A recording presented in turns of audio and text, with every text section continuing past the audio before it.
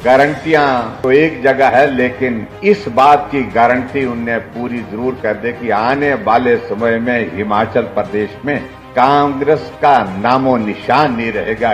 ये गारंटी जरूर। अपने ही बोझ से ये सरकार बीच में ही किसी भी वक्त जो है वो इसके जो हालात बन रहे हैं लुढ़क सकती है। सबको एक बात लग रही है, सरकार का भरोसा नहीं है। जितना ले सकते हैं, जितना भर सकते हैं, घर को भरने की कोशिश करिए। ये मैं आरोप लगा रहा हूं कांग्रेस की सरकार के। कोई मंत्री आज की तारीख में ऐसा नहीं रह गए। एक दो होंगे तो होंगे, लेकिन सभी मंत्रियों ने घर भरने का जोर दिया। इतना ही कहना, भगवान भरोसे है सब कुछ यहाँ पर, जहाँ जिस तरह के हालात। एक अधिकारी के बारे में विधानसभा के अंदर मुख्यमंत्री ने कितना लंबा बोला, क्या क्या बोला, लेकिन आज सरकार वही चला। हिमाचल प्रदेश के पूर्व मुख्यमंत्री और नेता प्रतिपक्ष जयराम ठाकुर ने प्रदेश कांग्रेस सरकार पर निशाना साधा और कहा कि बाकी गारंटियां तो पूरी हुई नहीं, लेकिन आने वाले समय में हिमाचल प्रदेश में कांग्रेस का नामो निशान नहीं रहेगा। ये गारंटी जरूर पूरी होगी। जयराम ठाकुर ने क्या कुछ कहा, जरूर सुने।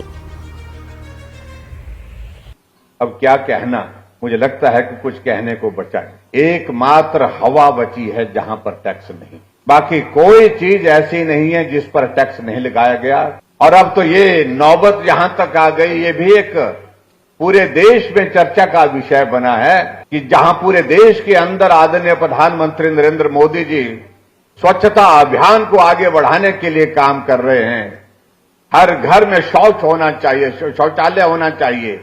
हर घर में शौचालय को सुनिश्चित करने के लिए जितने भी प्रधानमंत्री आवास योजना के अंतर्गत मकान देते हैं, उसमें व्यवस्था दी है कि टॉयलेट उसमें बहुत लाजमी है, बहुत जरूरी है। और यहां हमारे मुख्यमंत्री जी जहां टॉयलेट बना रहे हैं आप लोग, उस पर 25 रुपए प्रति टॉयलेट के हिसाब से टैक्स लगा रहे हैं। आगे का दौर मालूम नहीं कि मैं कहना नहीं चाहता हूं। अब अगला दौर क्या आएगा मालूम नहीं, लेकिन मैं इतना तक देख रहा हूं, पूरे देश भर में थू थू हो रही है, देश भर में जग हंसाई हो रही है। सभी आज दिल्ली से भी हमको चैनल वाले पूछ रहे थे कि टैक्स किस सोच के साथ लगाया गया। मैंने कहा सोच का तो मालूम नहीं, और कहने लगे कि इससे आगे भी कुछ होने वाला है क्या।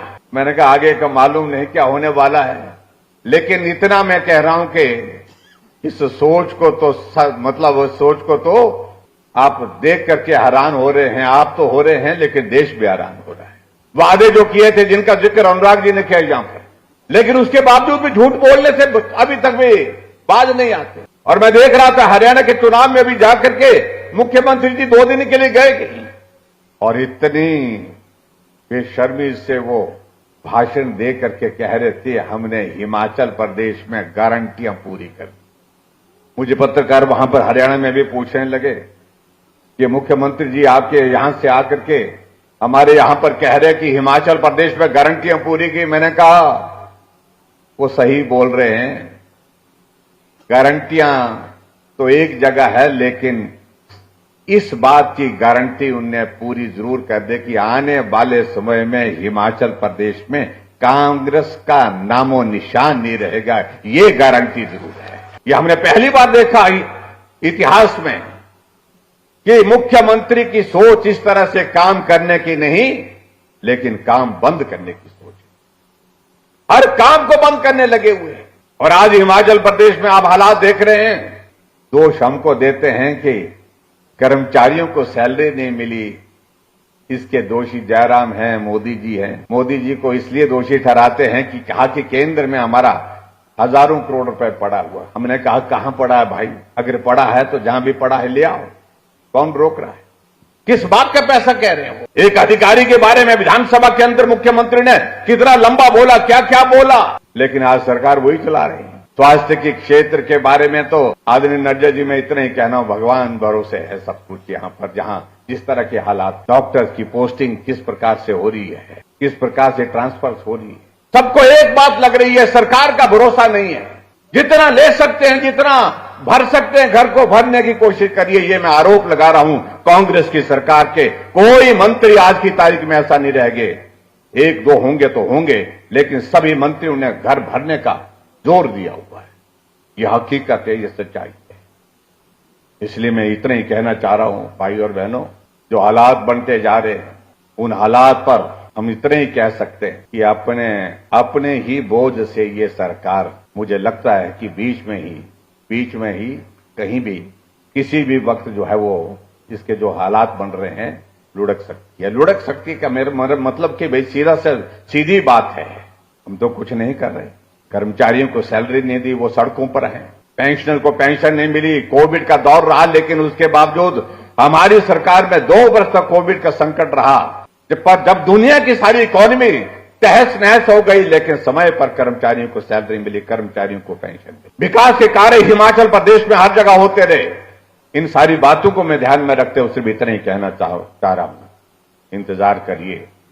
मुझे सिर्फ इतना कहना है, ये सरकार आज तक की सबसे भ्रष्ट सरकार, और भ्रष्ट सरकार होने के साथ साथ में जहां विकास के कार्य सारे के सारे रुके पड़े हैं, इसके बारे में मुझे लगता है कि जहां जनता ने मन बना लिया है, आने वाले समय में जो भी चुनाव होंगे, भारतीय जनता पार्टी का ये जीत का क्रम जारी रहेगा और निश्चित रूप से आने वाले समय में हिमाचल के लिए भी अच्छा होगा, ऐसे मैं भरोसे के साथ कह सकता हूं। आज के इस कार्यक्रम में एक बार फिर से आदरणीय जगत प्रकाश नड्डा जी का देवभूमि हिमाचल प्रदेश में आने पर अभिनंदन करता हूं, स्वागत करता हूं और आपको शुभकामनाएं देता हूं नवरात्रि के इस अवसर पर। देवी मां का आशीर्वाद आप पर बना रहे, हम सब पर बना रहे, देवभूमि की सेवा करते रहें, देश की सेवा आप करते रहें, ऐसी कामना के साथ मैं अपनी बात को पूरा करता हूं। बहुत बहुत धन्यवाद।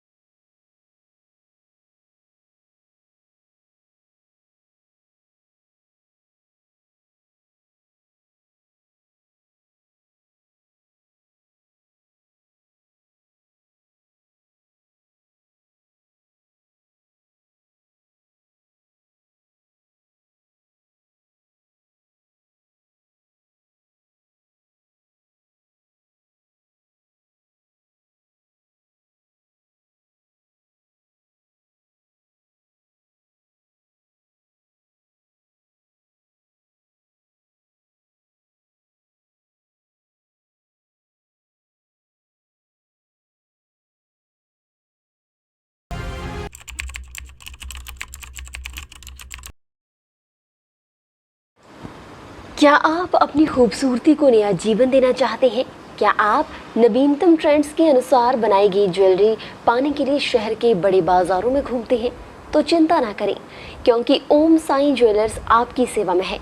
हमारी दुकान में न केवल उत्कृष्ट गुणवत्ता की ज्वेलरी मिलेगी, बल्कि उसमें कुछ अद्भुत और अनोखे डिजाइन्स भी शामिल होंगे।